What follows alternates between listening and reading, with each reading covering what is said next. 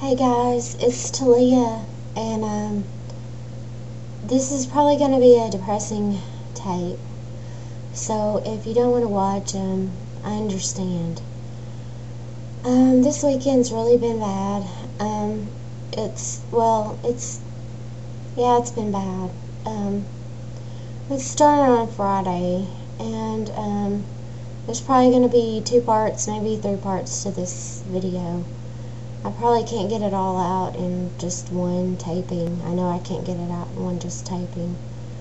It started on Friday. I received like a certified mail type thing, and I never did go pick it up until Friday. And I'll just tell you like briefly what happened. And there was some paperwork that my doctor had to fill out for me to be off work.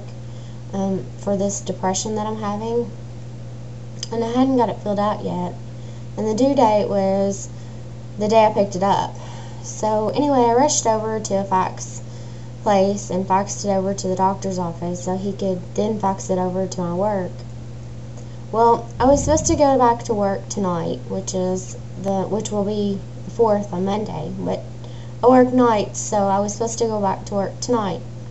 Well, obviously you see me sitting here in front of the camera, and I'm not at work because I wouldn't be sitting here if I was. My doctor, well, first of all, I called work and told them I would be back to work on Sunday night, and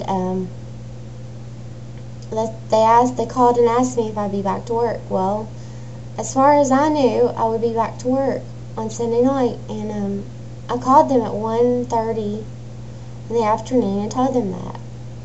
Well, my doctor called back and talked to me at 4 o'clock, about 4:15 on Friday afternoon, and he asked me how I was doing. And I told him the truth. I told him that I was still depressed, that I was still having major anxiety, and I was still having these mad crying spells, and I just told him the actual truth.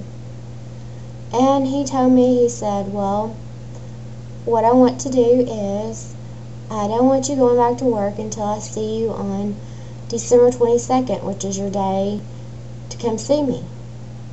And I said, oh my God. I said, I've already told work that I'm going back to work on Sunday night, and my boss, see, I have 2 bosses. I have a supervisor, and then I have a head of the department, the person that's head of the department. Well, my supervisor had surgery on Friday, and he was out. And he's not the one that makes the major calls. It's the department head that makes the major calls. So the department head is the one I had to contact on Friday. I told my doctor, I said, you have to call him. I said, he's the one that's going to jump my case and be all over me. He said, well, I can do that. Well, when he called, he couldn't get through to him. So naturally, I'm the one that gets through to him. And he jumps my shit. Majorly jumps my shit. And he says, Talia, we can't hold this position for you forever. We cannot hold this position for you forever. And I said, what are you talking about? You're telling me after 8 years that you're going to fire me for working here just because I'm on medical leave and I'm trying to get my shit straightened out. I have problems right now and I'm trying to get them worked out. And you know I'll be back to work. You know that I will be back to work. And you're telling me you're possibly going to fire me after 8 years of doing a good job. He goes, well, we have a hospital to run. I shouldn't have said that. We have a workplace to run. And you do a good job when you're here. And I said, yes, I know I do a good job when I'm there. And I will be back. But I can't help it if the doctor says be off. Well, he said, I don't understand how your doctor can just call you over the phone and tell you that you have to be off until you see him next time. I just don't understand that. I said, well, that is how the doctor works. I said, and he told me to increase my medication, and he was going to call the medication in.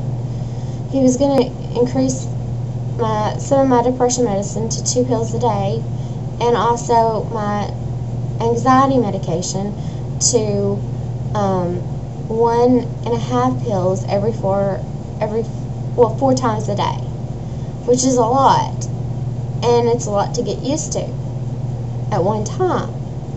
So he said, well, I still don't understand this.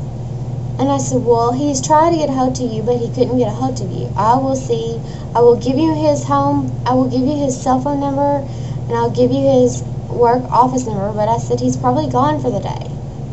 So in the meantime, I'm trying to call my doctor back and get in touch with him and tell him that my boss, my department head, is having a complete fit. I'm all upset. I'm breaking down. I'm crying. I'm just majorly having an attack here. And finally I got through after trying like for 20 minutes or 30 minutes, however long it took me.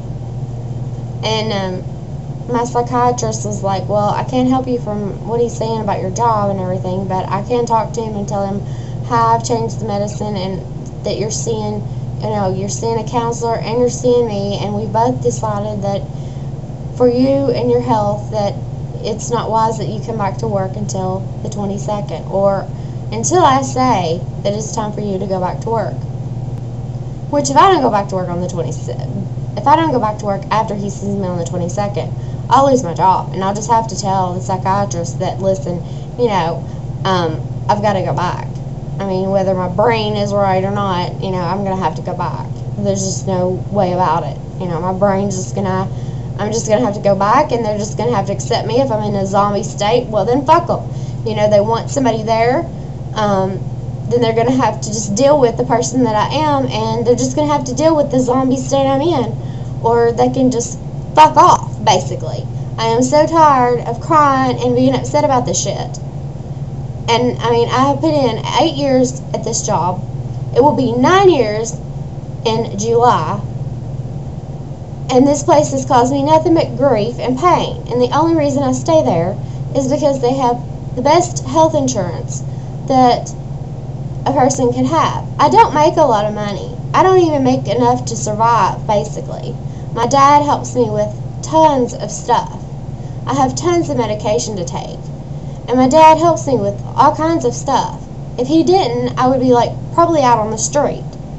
The job is not all that great, but the medical insurance is good, and that's why I stay there.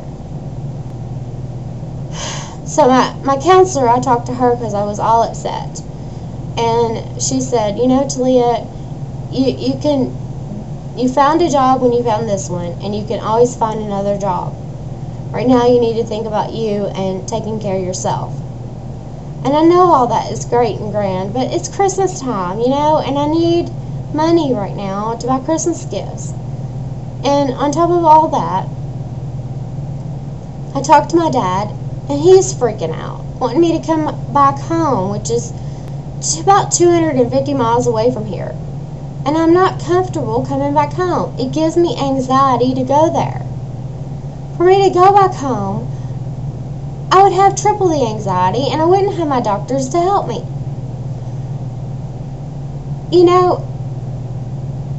I said to my boyfriend, I just feel like taking a bunch of pills and going to sleep. Well, he interpreted that I wanted to kill myself. It's not the fact that I want to kill myself. It is the fact that I just am so tired of everybody pushing and pulling me around. Like my supervisor, not my supervisor, but my department head. And all this crap. I feel like everybody's tugging me one way, and this way, and that way.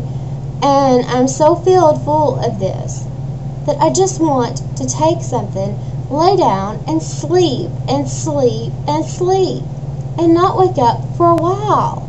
I don't know how long a while is, but just for a while. Has anybody ever felt that way? I'm running out of time, and I'm going to do a part 2. So, if anybody's listening, please let me know. I know nobody listens, but if you are out there, Please let me know how you feel. Thank you. Bye.